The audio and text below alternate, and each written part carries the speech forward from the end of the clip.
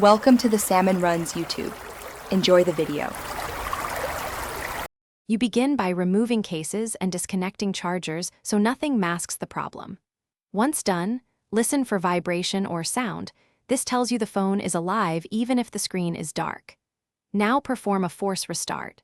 Press and hold volume down and power together for about 15 seconds until you feel a vibration or see the Samsung logo. This clears minor firmware freezes. If nothing happens, make a note of model and how the phone behaves because that guides the next, deeper steps. If the force restart didn't help, you move on to safe mode and recovery because apps or cached data often cause black screens.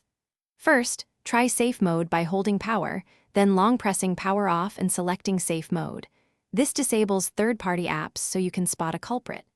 If safe mode fails, boot recovery using power plus volume up and Bixby or home on older models. From recovery, clear the cache partition. This preserves data and often fixes display issues. Only consider a factory reset after backing up or if other steps fail. When software routes are exhausted, you focus on hardware checks to determine if the screen itself or power delivery is at fault. First, test with a different charger and cable and clean the charging port gently. A lack of charge can cause a black screen. If you suspect the display, try connecting to an external monitor with a USB-C to HDMI adapter or ask a technician to test with a replacement screen. If that still shows nothing, take it to an authorized service center, get a diagnostic report and a replacement quote. If repair fails, try asking for a warranty. Thanks for watching.